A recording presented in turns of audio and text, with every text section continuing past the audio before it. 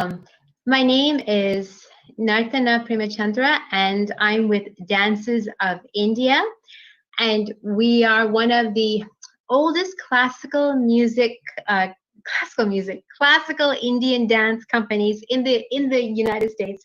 This is our 43rd season, and we are hoping to have our performance in November at Chaminade. That's where we've been for several years, and we love it. So fingers crossed, we will have it with social distancing in the production, in the audience, in everything. So we'll be safe.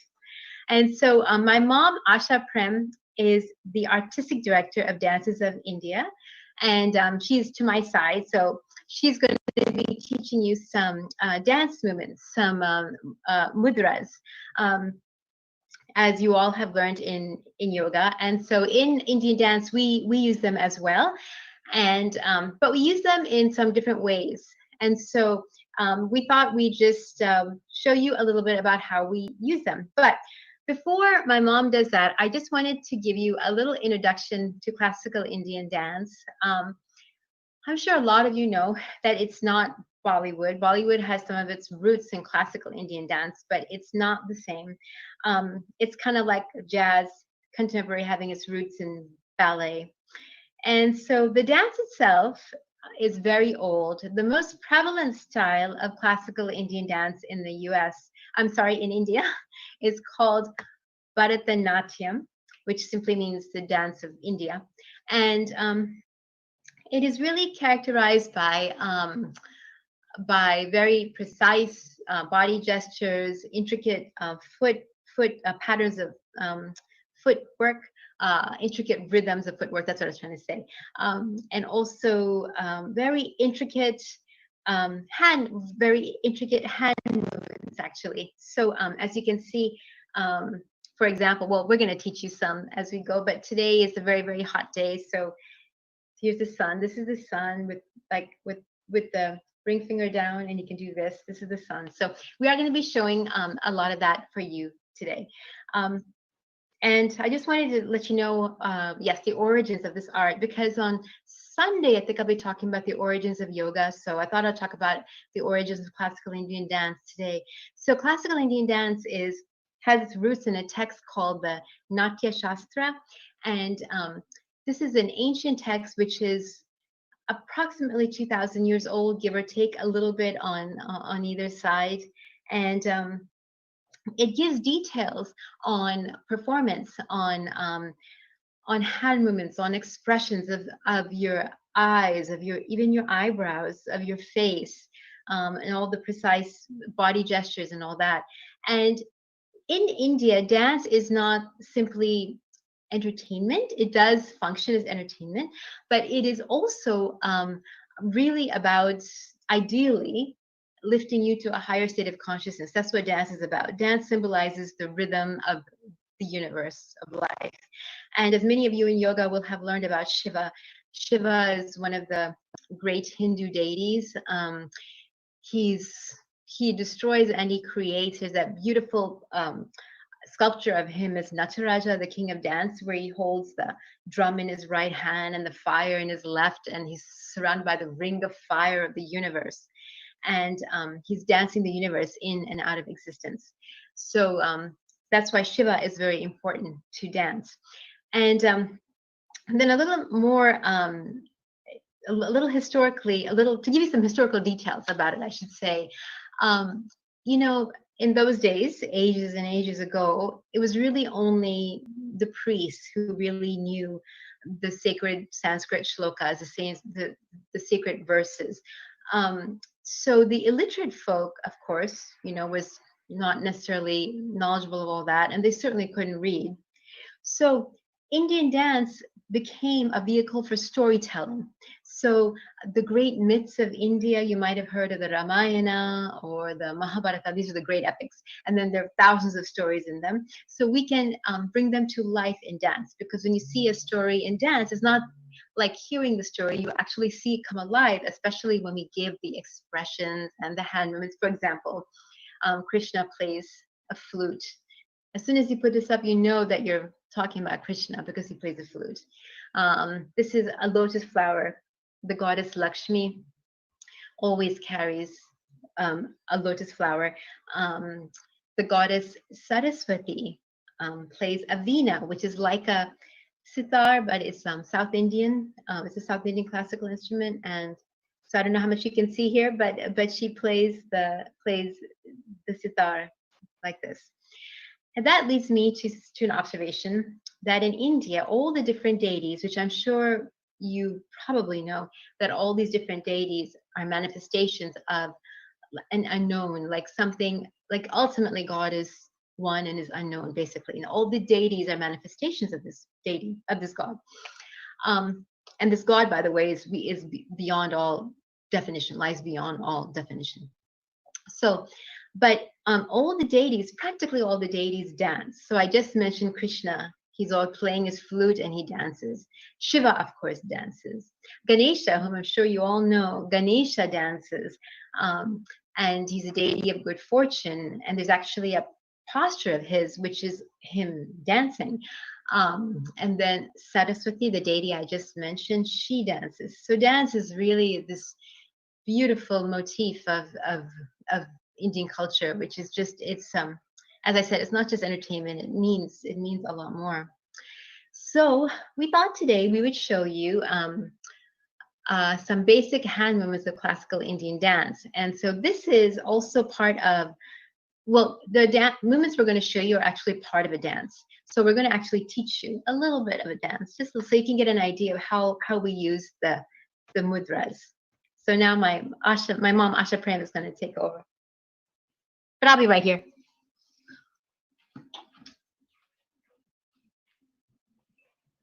Hello, everyone. I'll try to teach some hand movements to you with the music today. And so Indian dance and music, hand movements and expression, usually they all go together. So, I'm talking mainly of the classical dances. And so what we're going to do is, see, we have put music with hand movements and rhythm. Unfortunately, the rhythm part I cannot show you because it's too, I don't know whether I can show it, the space is too small here. So I have to stand up and then show you in a bigger place, larger place and all that. Probably I can come and do it one day. But today, I'm going to show you the hand movements. And then I'm also, the rhythm part, we'll do something with our hands. So I'm going to keep my hands a little bit high up, because if I keep it down, you'll not be able to see my hands. So first we're going to start with just instruments.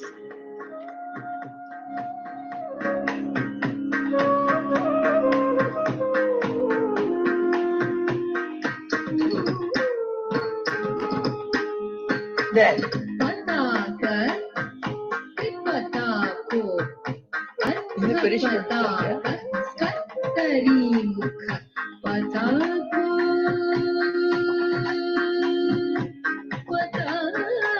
show anger, mind, sadness, both of you, eyes. So what we see here, we saw the hand movement Pataga and Tripataga, Ardhapataga and Kartari Mukha. So Pataga, if you have to use something like saying quiet, you use to do this with your eyes. And then also Pataga to show anger, say stop. And then to show pride, do this. And there are many more hand movements for that. Tripataga is for wiping tears. Ardhapataga, you can do that to show two of you, both of you come here, or you can show horns of an animal. Kartari Mukha is for the eyes, to show the eyes, and also a crooked path, like this. Then we go to four more. Mayura, which is a peacock. Ardha Chandra, half moon. Arala, bend for drinking holy water. Shukatundakaha, this is for the arrow, to pull an arrow. So let's do that with the musical form, with the music that is. So here's the rhythm part. So we'll do something with the hands, but not exactly what I would teach the kids.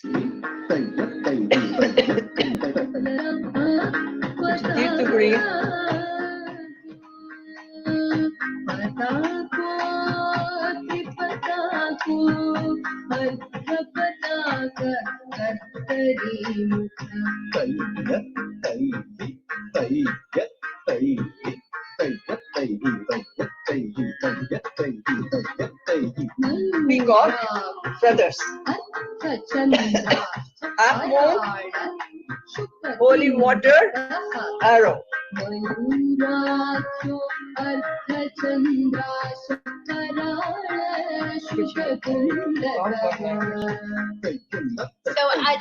to show them a little bit about the peacock. So and I wanted to show you other ways we can show the peacock as well. So this is one Mayura, but we can also do. We always do this in schools when we go when we show kids how to do animals in hand movements. So, and every time I do this, I ask them, "What's this?" And they immediately say turkey, and it's not a turkey, but it's a peacock. So this is a way to do peacock, and we, with the proud. And there's also a peacock walk that we do in dance, as you can see here. And we can also do with the Mayura we showed you earlier. We can do this, and it's kind of hard here, but I can stand up and show you. We do this. Oh, you can't see that. So you kind of like shimmer your hands like this. So it's a peacock. And other birds we can show. Do you want to? I'll just show them birds, and you can continue.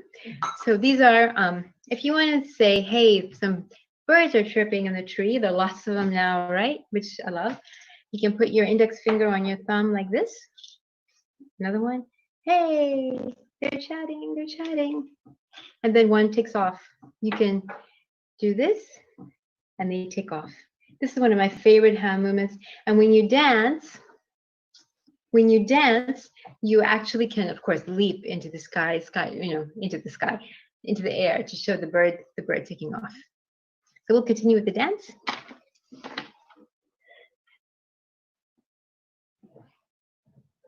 There are many single hand movements and double hand movements. So for whoever is watching, for you to remember, let's do it right from the beginning once, and then we'll continue from there. So I've taught you, I think, 8 hand movements now. We'll take the first one. So first you do the hand movements like this.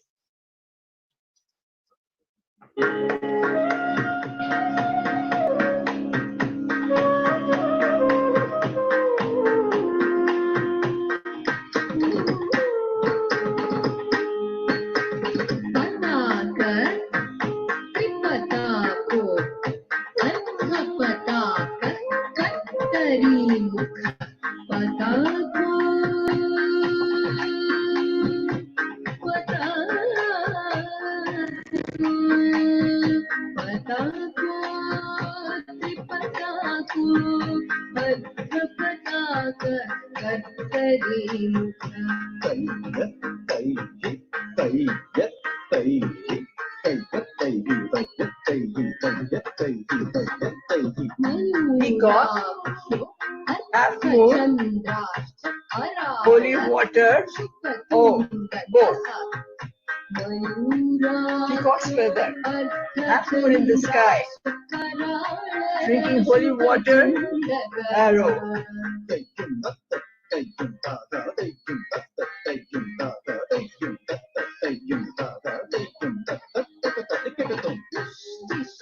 Fist. Now, let me explain to you this one. Mushti is fist, shown in anger, in strength. Shikara, questioning. Where have you been? What have you been doing? Kapitta, this is to show up the birds. Mushti, Shikara, Kapitta, Kataka. This is for wearing earrings or wearing a chain or even showing bracelets like this. So for Mushti, you can show bravery or you can show anger. Mushti, Shikara. Where have you been? What have you been doing? Kapitta is a bird, stroking a bird. And then Kataka. This is for also plucking a flower and smelling it and keeping it in your hair. So these are the hand movements. Now let's do that once again.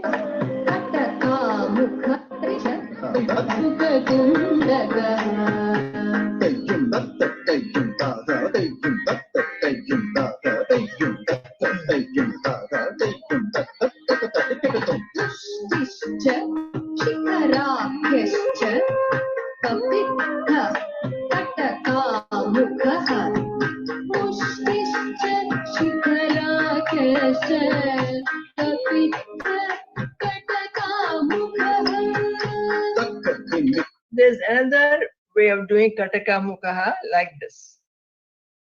So this is the way it is.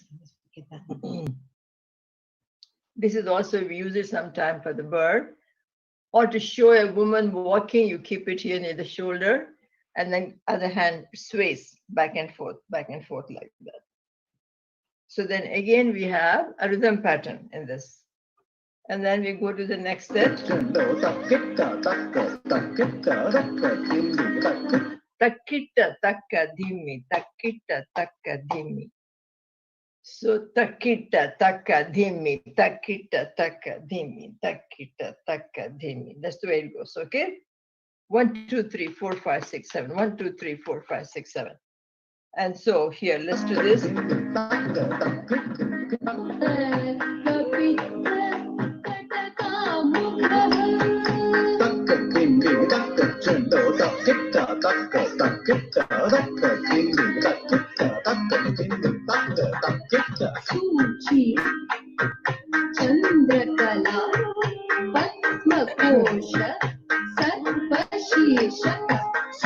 Suchi is needle, to say quiet. Chandrakala, crescent moon, like this. Padma Kosha, lotus bud. And Sarpasira, hood of a snake. So these are the 4. So when you do that Suchi, like this, Chandrakala, Padma Kosha, and Sarpasira. So those are the eye movements. So for all of you to remember what we are teaching, so I would like to do it once again from the beginning, so you'll be able to remember some of the hand movements.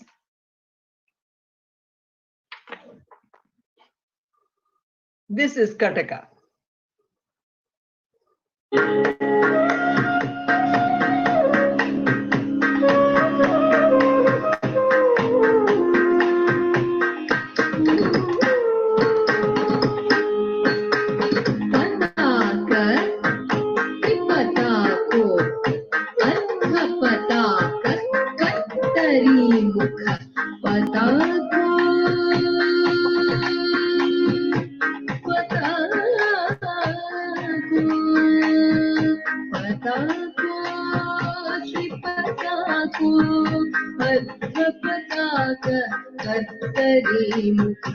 You can do the same hand movements right now. It's okay.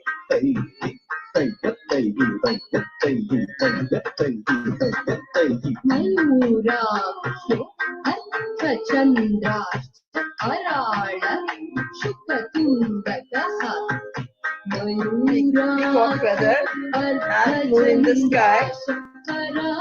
Holy water arrow.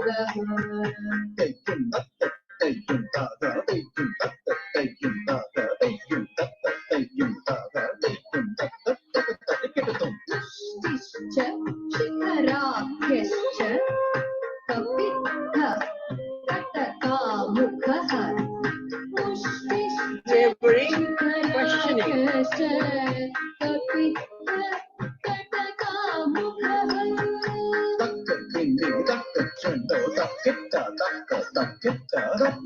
Takka dimmi, takka giorno, takkita, takka, takkita. That's the beat.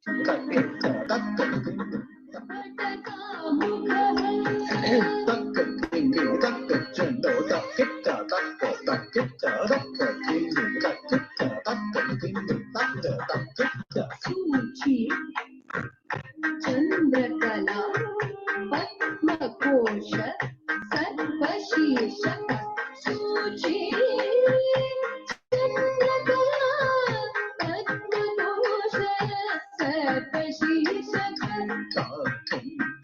Four beats.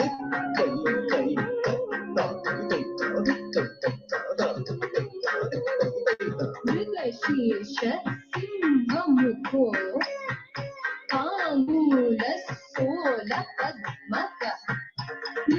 Mrigasirsa. This is to show you can depict a woman in this, a child growing up, hearing, searching, whispering, people, blessing, all these moments. Simha Mukho, to depict a deer, a cow. Mrigasirsa, Simha Mukho, Langola. This does not have any usages. This is just to show some tender shoots growing out around the pond or river or something like that. Alapadma. This is a fully blossomed lotus flower, which you can use it for the moon, for the face, and questioning. Once again, you can be very sarcastic with it, or you can be very kind of awesome. What is this? So all different expressions you can give with those.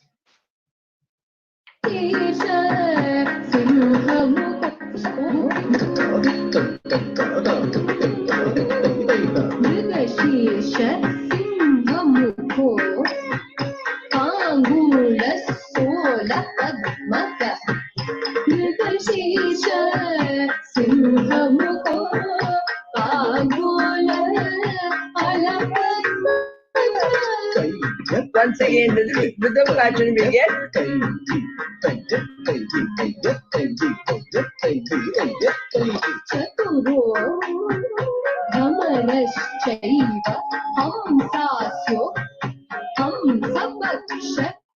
Chaturo means square.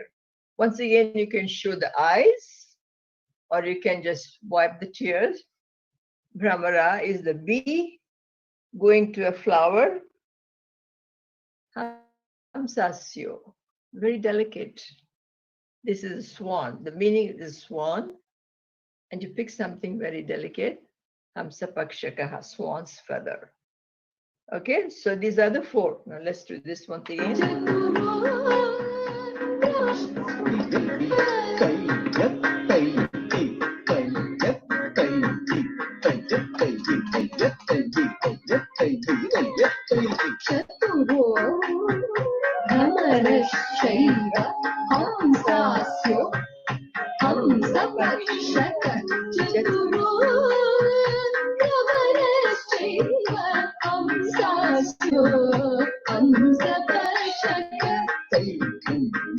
Once again, we get a rhythm pattern.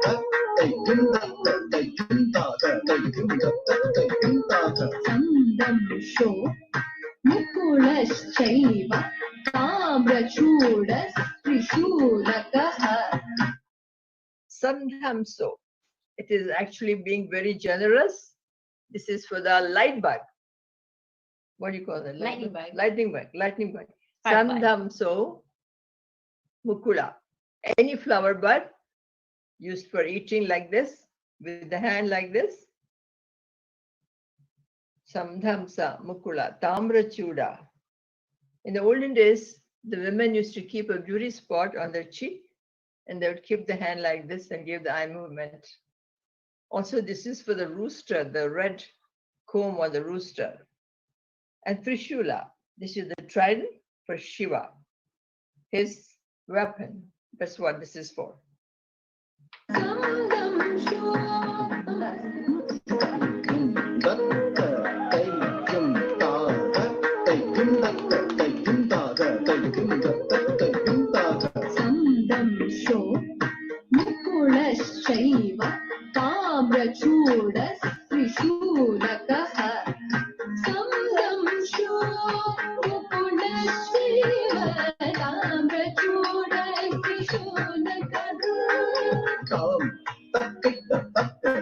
The rest is all rhythm.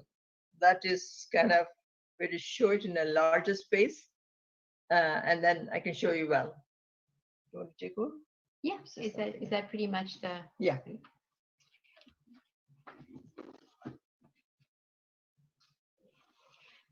So those are the basic movements that we were planning on teaching you today. If anyone has any questions, you can enter in the chat box. But I also wanted to tell you a story about Shiva. As I said, Shiva is one of the, he's the deity of dance. And I'm sure many of you are familiar with the statue of Nataraja, Shiva as Nataraja. And the art museum just opened yesterday, so there's a beautiful example in there of the statue.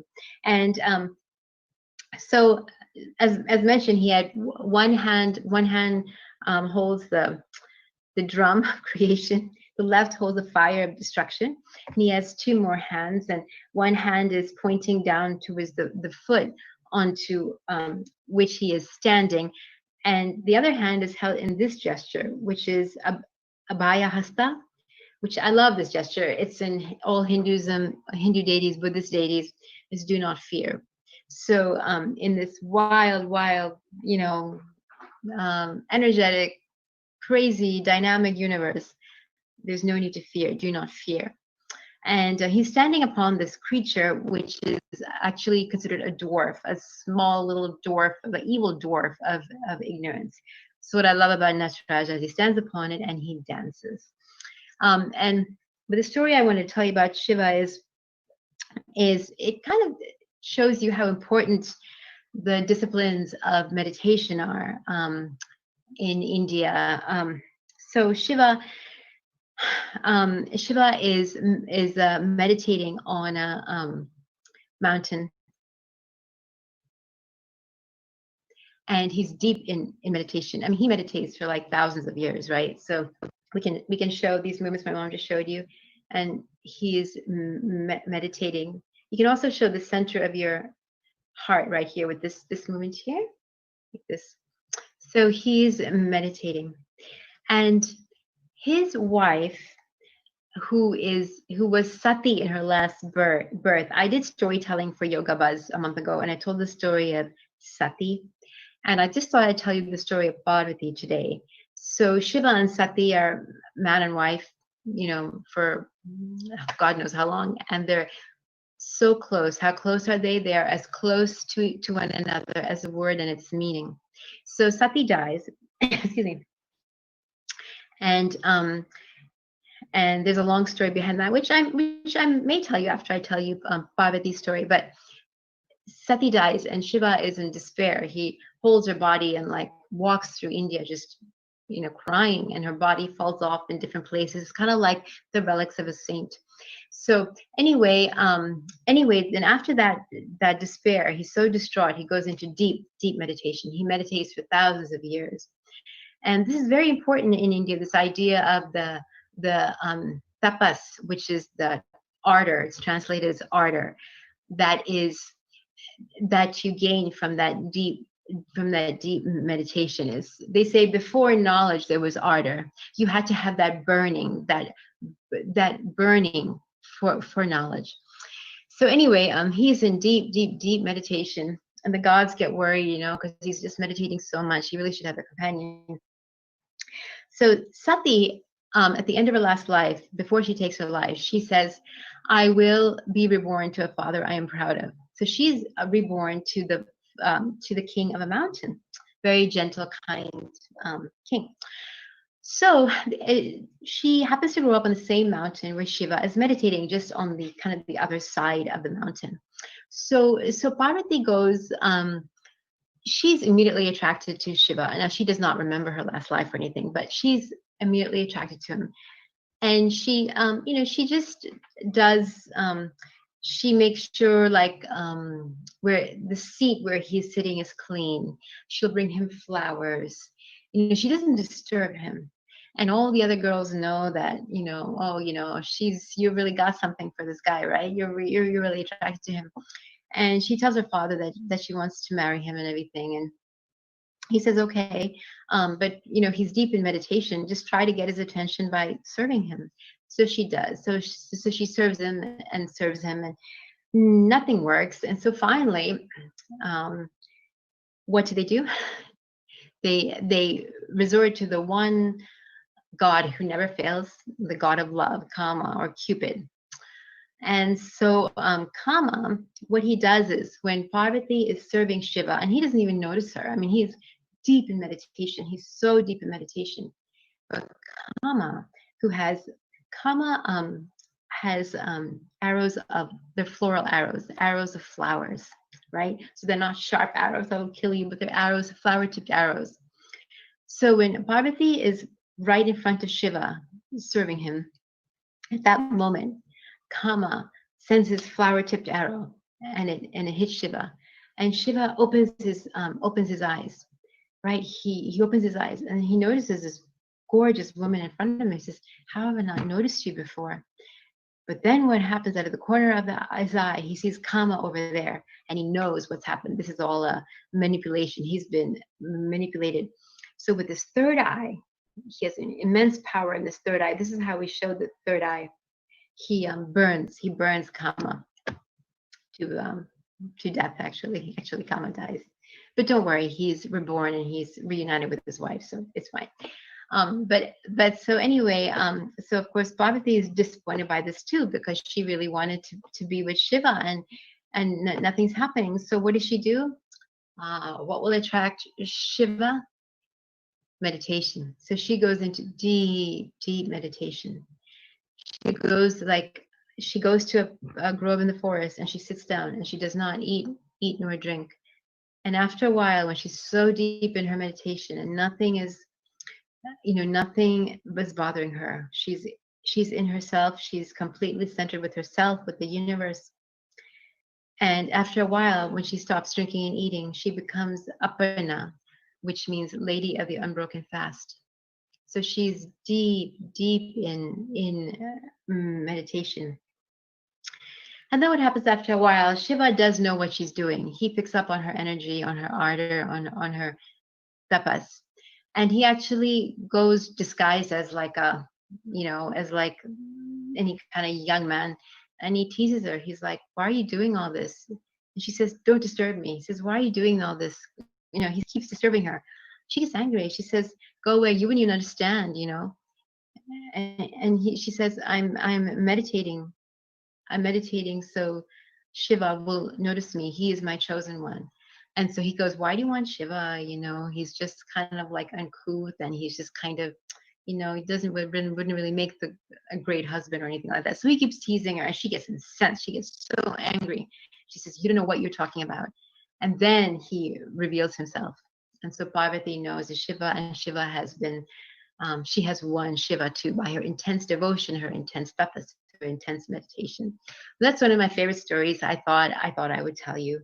So I think that's pretty much all that we had planned. I was thinking if there were some questions, we could take some questions or something. Perhaps thinking any other story. Well, just to give you an idea. This way, if anyone has any questions that they can think of, they can ask me. I'll tell you one more story. This is really just about Krishna.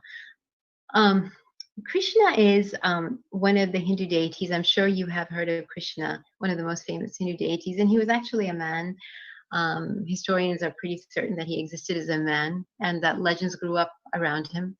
And in the great epic, the Mahabharata, he plays a signature role. He during this a big war between cousins on warring sides, and he's a charioteer.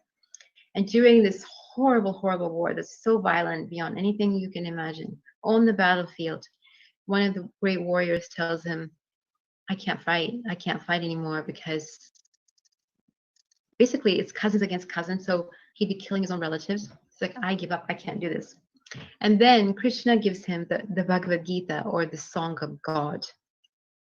And I think there's going to be another talk on this with yoga in a couple of days. So, but just to give you an introduction, in this, excuse me, in this Bhagavad Gita, Krishna talks about detachment, about the illusion of the world, Maya, about dharma, about which means your duty. Dharma, you may have heard of the word dharma. Karma is a lot more popular, and karma is, I mean, it's, you know, it's tossed around in such a simplified way, but dharma means what you do to support others, what you do to support society, your family. That's what dharma is. It's also translated as your duty, or your law, or the law of the universe, or the law of your town.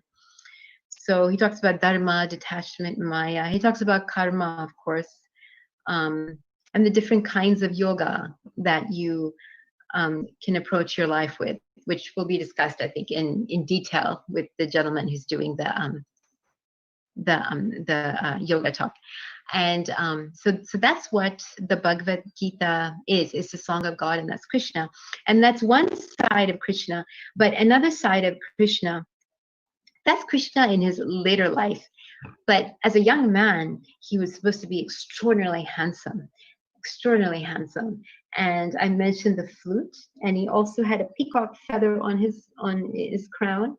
And the women, he lived in a village where there were lots of milkmaids around, and so the women were all in love with him. I mean, there's so many songs written about their love, about you know, if the milkmaids were at home with their husbands and they heard his flute, they'd all run out and just to be with him.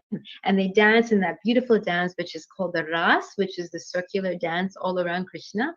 And it's beautiful. There's moonlight, and there's, you know, flowers everywhere, and birds flying, and it's just a beautiful, beautiful scene. And that's and Krishna's great love is Radha, and Radha is a woman who's actually older than him. So, and she symbolizes pure, absolute devotion. Whereas the gopikas are kind of, sorry, the milkmaids, the ones who are in love with him, are kind of, I mean, they're kind of vain and silly, but Radha is like absolute devotion. In fact, there's some sects in India which raise Radha higher than Krishna, that her devotion is, I mean, she is more important than Krishna. Actually, Krishna actually bows down to her, which in Hinduism is a huge thing. If you bow down to someone, that means they're higher than you. He bows down to Radha. So that's absolute eternal divine love. So I thought I'd say that. And I did see one comment, I believe, from Donna.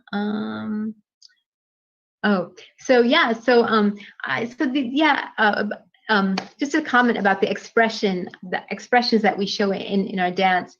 And we can tell all kinds of stories. You know, we don't have to tell stories about gods. I mean, we certainly can, and we do. But you can tell stories about a woman, about a wife who's I don't know, who's, oh, I did a dance once with Sanjay, who's from India, who's a very good dancer, Sanjay Shantaram, where he was the husband, I was a wife, and you know, he promised me jewelry, and then he didn't get anything. You know, he didn't keep his promise. So, you know, you can tell simple stories like that. It doesn't have to be about gods. Many dancers do dances on social issues. So yeah, it's a very versatile art, I should say. It's really versatile, and we're doing all kinds of things with it. So yeah, I guess that's all I had. And it's thank you so much for joining me. And if you ever want to know anything about a company, just Google Dances of India, or you can Google Dances India St. Louis, and it will come up. But it's Dances of India, stlewis.org. And I have a website too. It's my name, Nartana, and then premachandra.com, premachandra.com. Yes, oh, there is a question. Dances of India, yes. So Dances of India does offer beginner classes, absolutely. Adults. I mean, my mom has taught many adults, and adults from many different backgrounds. She's had students from the States, from Chile, from China, Ukraine. So Absolutely, anyone is welcome. You can be, all ages as long as you're willing to learn. Normally, what she does is in the studio, she'll have the adults come in and learn some of the basic steps in the kids' class, as long as they don't mind that. The adults are kind of off to the side and they learn. So, of course, she's been teaching virtually for the past few months, which has been good, challenging, but good. But yeah, so we do teach, and she's absolutely willing to teach virtually. So yeah, well, thank you so much, everyone, for listening, and it's been great. Thanks to Elle for asking me. And oh, I'm supposed to tell a story on Sunday for Yoga Week, and it's going to be about the history of yoga and some stories along the way. So I hope you can join me. Thank you. Good night.